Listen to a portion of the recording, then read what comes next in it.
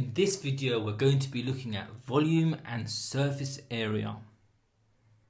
To help you with this topic, I'm going to be looking at three types of solids: a cuboid, a triangular prism, and a cylinder. Now, of the three, I'd say the most difficult one is the cylinder. The surface area of a cylinder is found difficult by many. Even some A-level students still find it difficult to work out the surface area of a cylinder. But I've made some nice pictures to help you do that. But let's start off with the easier ones. Okay, so here we've got a cuboid. And we'll do the volume of the cuboid first because it's a lot quicker and easier. To work out the volume, you do the area of the face times the length. Now the question is, what is the face? Or some people say cross-section. Now the cross-section is the face which starts on one side and goes all the way to the other side without changing. So when you get to the other side, you still find the same shape on both sides. I'll show you what I'm talking about. So here you can see a face, and that face continues all the way to the other side of the cuboid. And it's the same face you see. That's called the cross-section. Of course, with the cuboid, every face can be looked as the cross-section. However, that's not the case for all solids. But in this example, and of course, I had to choose a face, so I've chosen this one as the face. So let's go ahead and fill in that formula. So if you look at the volume formula, we have the area of the face, and that gets times by the length. And the length is basically from one side of the face, continuing all the way to the other side of the face, like you can see here. And that makes up the length. So let's go ahead and fill in the volume formula. Okay, so the face is 6 by 8, so the area of the face is 6 times 8. And of course you can see the length is 15. And if you put that in your calculator, you get 720. And remember, the units is always cubed because it's a volume. Okay, so let's look at the surface area. The surface area is basically the area of all the faces of the cuboid. So let me ask you, how many faces does a cuboid have? And you should have said 6. And if you're not sure where the 6's are, I'll show that to you now. There you go, I've exploded the cuboid so you can see all the faces. And there's 6 faces. And we need to work out the area of all 6 faces. So here I've worked out the area of all 6 faces. And I've put the lengths on all the faces so you can see where I got the numbers from. And all those numbers come from 8, 15 and 6. So take a moment and be sure where all of these numbers came from. And of course, all these 6 faces, we work out the areas of them and then we add them all up. And if you do that, you get 516. And it's going to be centimeter squared as it's an area.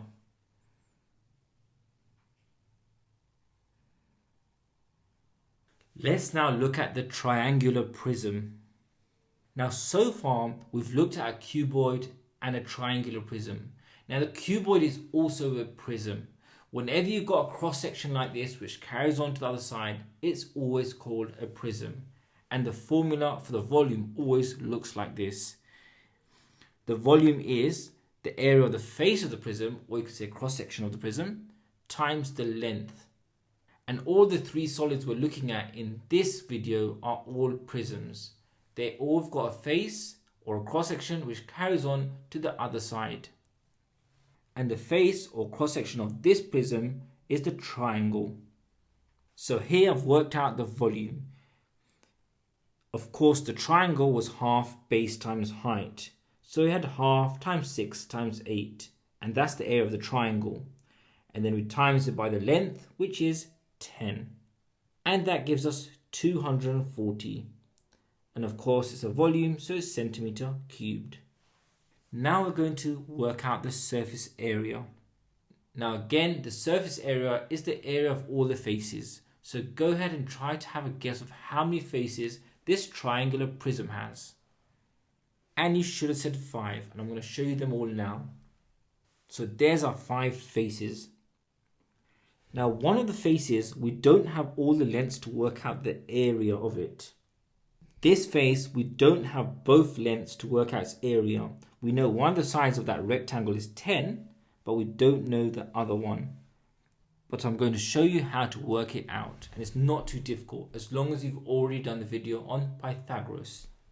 So here we put all the lengths of all of the faces. So it's nice and easy to work out the area of the faces and add them up. Except that one rectangle. And there's a side of that rectangle which I labeled X because we don't yet know it. However, that length is on the triangle and it's the longest side of the triangle. And that triangle is a right angle triangle. And we've got 2 lengths. So to work out that longer side opposite the right angle is simply Pythagoras.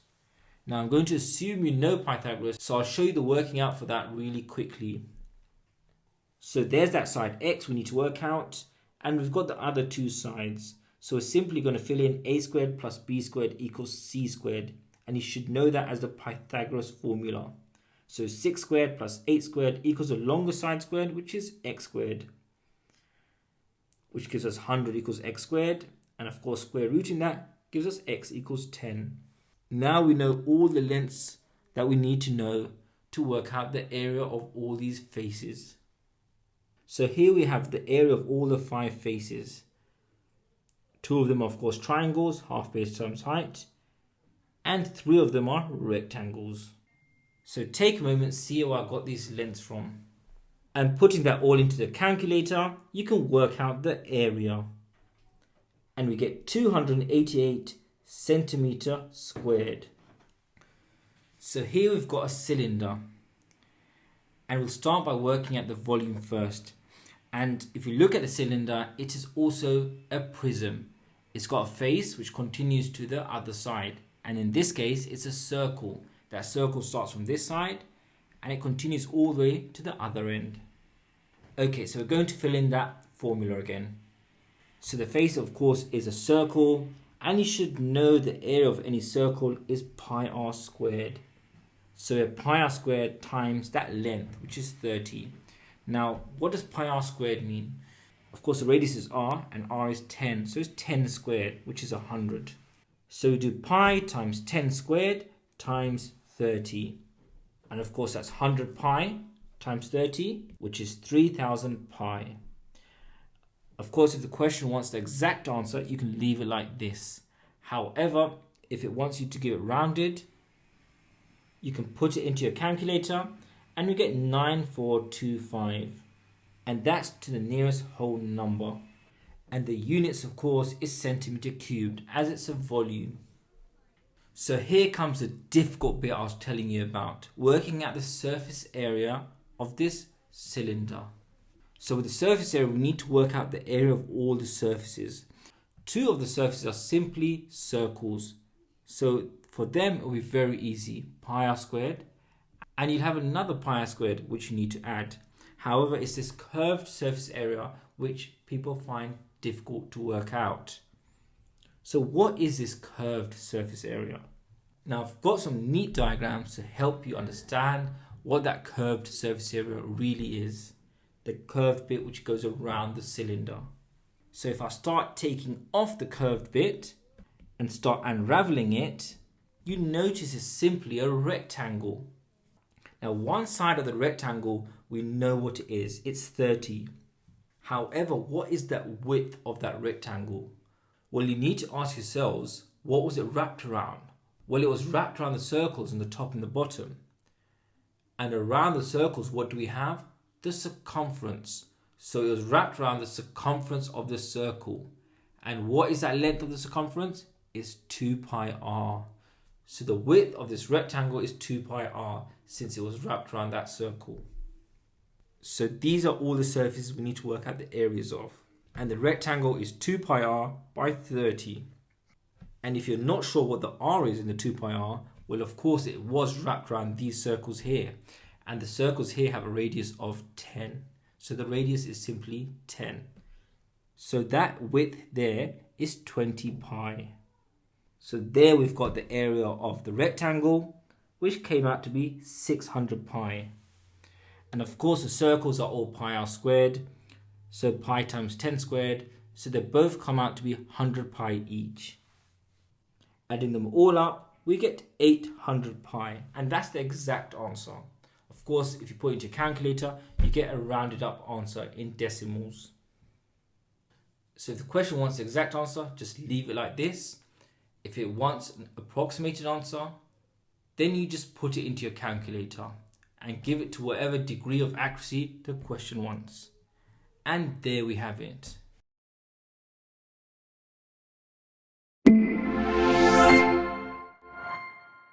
I hope you found that video useful. Support us by liking, subscribing, and share this with your friends. And if you still got some more questions on anything, drop a post on our forum at examqa.com where you'll find your questions answered.